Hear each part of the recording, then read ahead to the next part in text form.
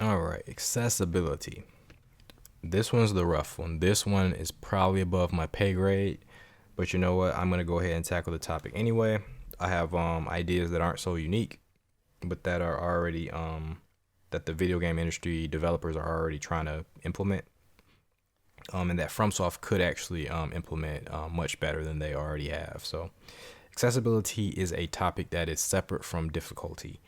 Difficulty doesn't necessarily influence accessibility.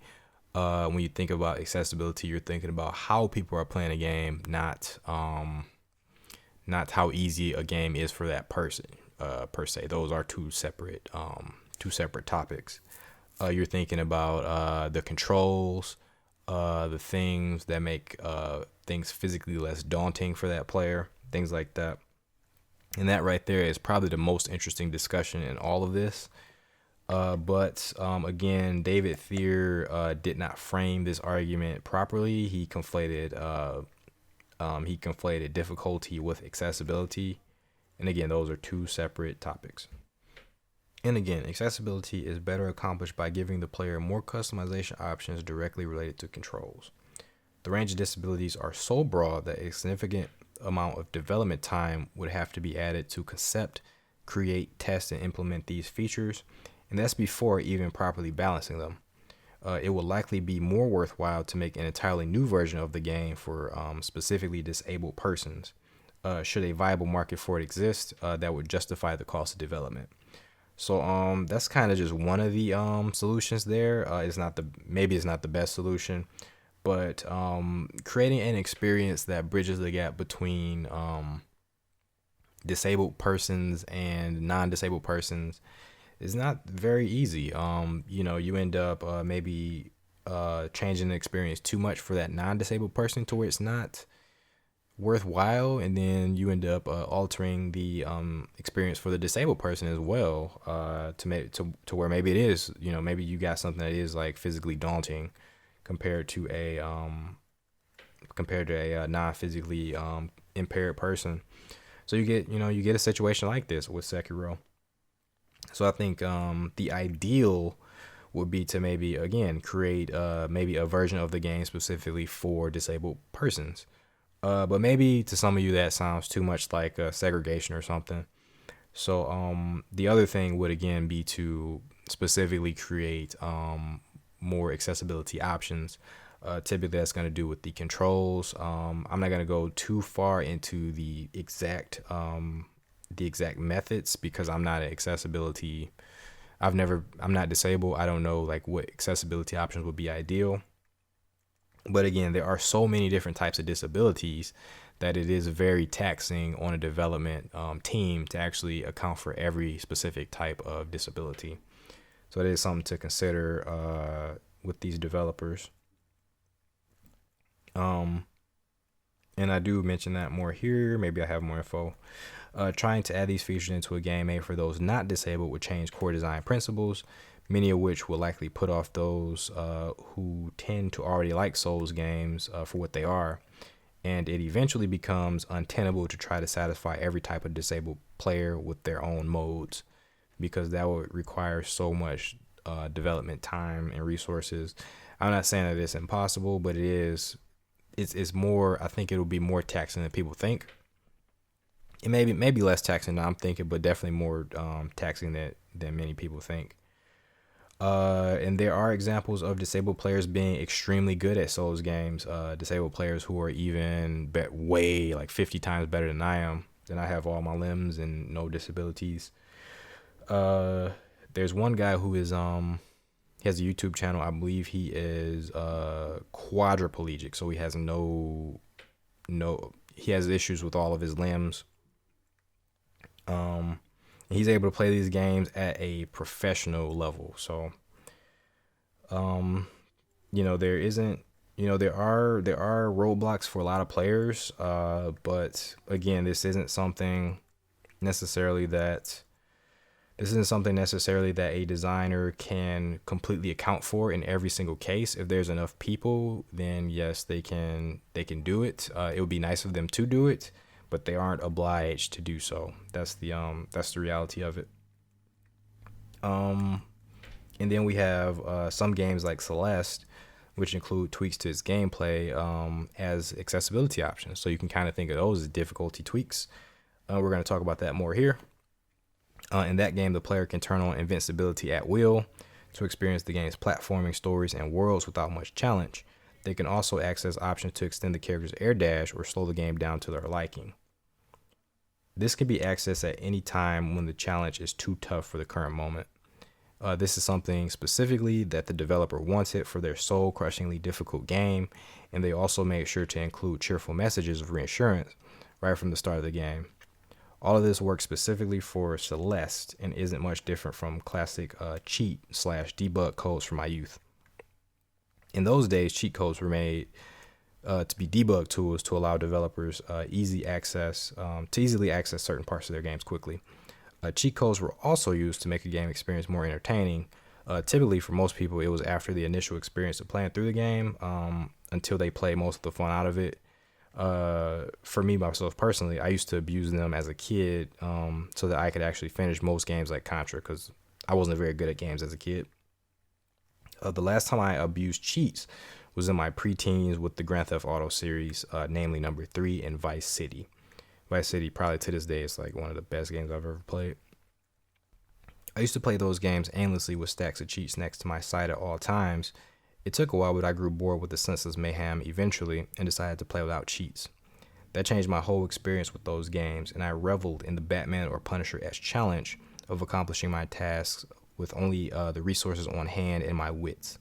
When before I was basically Superman with an unlimited arsenal of weapons, armor, HP, and vehicles to summon with a swift combination of button presses.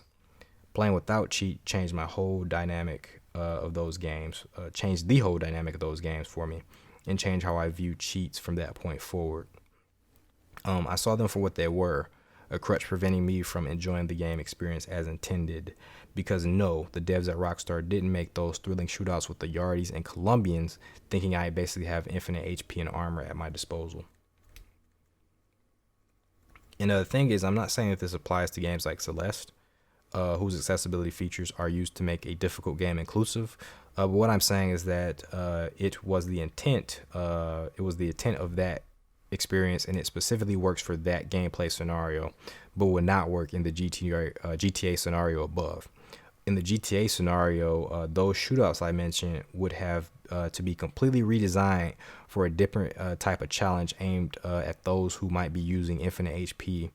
Otherwise, the excitement that they attempted to craft from the shootout would simply not exist.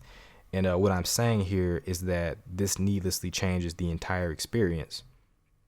Instead of considering that the auto aim feature itself, as well as the open-ended nature of most missions and the balancing they've employed, allows for a dynamic difficulty, allows for dynamic difficulty changes, you'd be asking them to include a cheat that will ruin the experience they've intended for the person playing, be they handicapped or not very good at the game.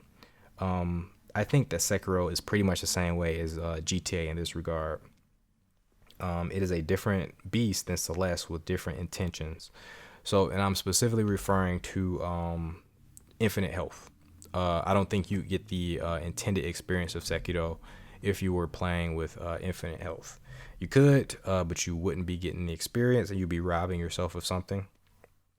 But if you want to play that way, that's fine. But if the developers don't want you to play that way, that's also fine. Nowadays there are tools that you can use to play the game however the hell you want to play it.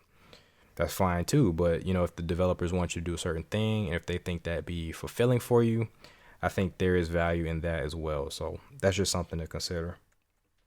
But I in no way think that the developer's word is law or that their intention is law. I just think that it's very important because otherwise you may miss the experience they wanted you to have, and oftentimes those experiences can be very vital to enjoying the game as they designed it. Like me with Grand Theft Auto, when before it was just a random game where I could do anything, and it didn't really have a way of like staying with me, like connecting with me. Once I actually took the cheats off, like the game really, it for lack of a better word, it clung to my soul. Like it's a part of my DNA now. Let's see. So last thing we got here. No, we got a couple more topics here. The importance of mass appeal. So let's talk about that. So this one I call the importance of mass appeal and the apparent responsibility to have it. And one of the things that David Thier posited was that if you're not inclusive in your games, if you don't get as many people as possible to play your games, then that is a problem. If as many people as possible just can't, if the way he wrote it, it made it seem like if even one person couldn't beat your game, that's a problem. And no, that isn't a problem. There isn't a responsibility to these devs to make an experience that everyone can beat. Like that just, that is antithetical for one to what From Software is doing. And I think that's antithetical to games in and of themselves. Games are by design a competition. Either you're competing against yourself or the computer, the AI, or another player. There are win and loss scenarios in just about every game. So yeah, that point in and of itself is just I would say that's nonsensical. So let's go more into this. Basically, I'll just come out and say it. Every game doesn't need to appeal to anyone. This sets a bad precedent and will likely water down the intended experience. I think this point is self-explanatory, so I won't say too much here. I'll just say I'll say more with my next point, which follows right behind this one. And the fact that David Thier finds The Order 1866, a game specifically designed with a wide audience in mind, the fact that he finds this game boring, and yet finds the similarly Victorian Bloodborne, a game with obscure mechanics and quirky game design, nowhere seen in the mainstream at the point of its release, to be one of the most engaging experiences he's ever had with a game, should tell you volumes. Especially when you consider that the game with bog standard industry ideas, such as easy mode, is the one he finds boring. So think about that. Developers that follow their own visions instead of industry trends are rare. I myself personally respect and appreciate the feel of these games as opposed to the samey feel of tried and tested AAA top tier titles. I would just say that the recent titles such as Tomb Raider Reboot, Dead Rising 3, and the Assassin's Creed games, the Drake games, and The Order 1866, as well as many more that have the same feel to their presentation, are because they all employ the same gameplay styles and trends and genres that were once diverse but are now starting to feel samey with slightly unique gimmicks. So that's my wordy, very wordy, probably should have edited this paragraph, a very wordy rant against the samey feel of AAA games with their focus tested industry trends that they employ in these various genres that they've all made feel the exact same. So getting beyond that, I think this will be our last point here is who's entitled to what? Who's entitled to what? So this topic of entitlement here, no one is entitled to easy mode or hard mode. Those trying to shame critique From Software into including an easy mode are not going about it the right way. If this is something that is of maximum importance to you, and not just a pop culture topic that you use to share your outrage, then please, by all means, let your voice be heard and rally together with others. But please, be respectful to the developers. If you are a disabled gamer, there is nothing wrong with wanting more accessibility options so that you can play these games. But please be mindful that you are not the main player base for these games, and that it is not the responsibility of the developer to make these experiences for you. But you know what? It would be really nice. It would be a really nice act if they took the time to do so. I definitely do see that. Or you could just recognize the reality of it, that devs and publishers need a profit motive in most cases. If enough like-minded people get together and petition, then eventually many of these games with these features, hold on, I think I wrote something wrong there. If enough like-minded people get together and petition, then eventually may the games with these features, then yes. Then eventually, buy. That's probably what I was writing there. Sorry about that. So again, if enough like-minded people get together and petition, then eventually buy these games with these features, then yes, it will be a no-brainer for these devs to spend some extra time on accessibility features, or hell, crafting a whole new game experience just for those with these disabilities. So I do stand by that. We just got to be realistic about these things.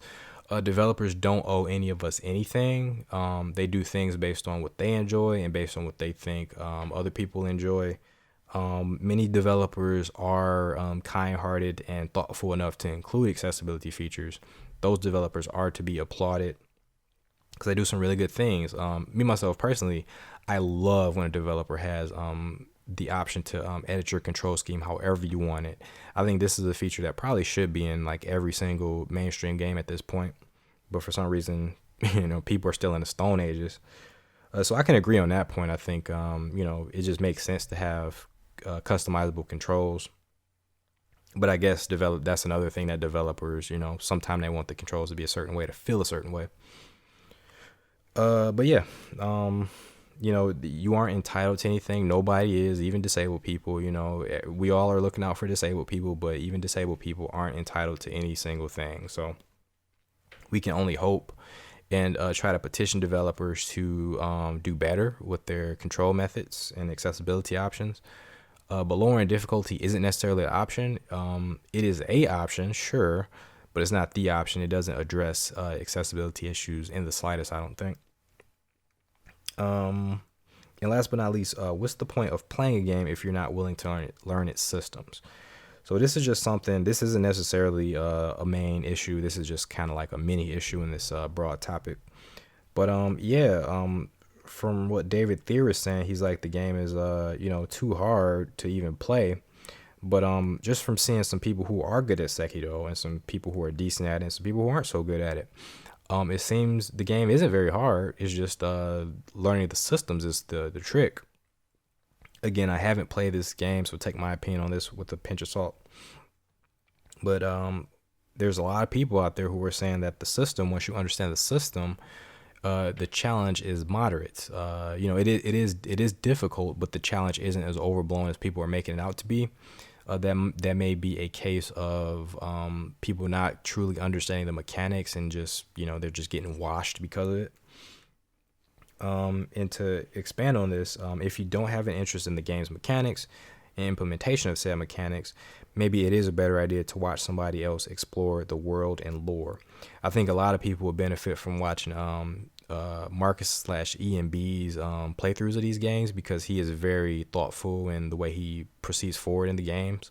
He explains quite a lot with the lore as well as the controls, so you get like a good understanding of like how the game works and like what the game is expecting from you.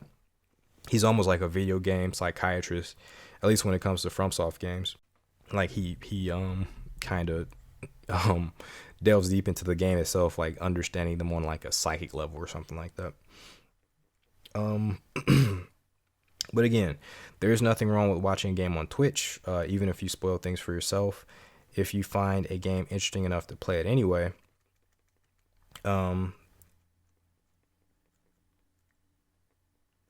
yeah, so right here, the tendency system from Demon Souls and its PS3 exclusivity annoyed the hell out of me.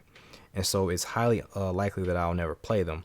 I didn't feel a drop of guilt watching Marcus and Franz play through these entire games on YouTube. But there is a big part of me that is very interested and highly likely to actually play Demon Souls on my own, regardless of the difficulty and annoyance of its nonsensical mechanics. And with that regard, if you're interested enough in the game, you'll play it regardless and be frustrated until you beat it.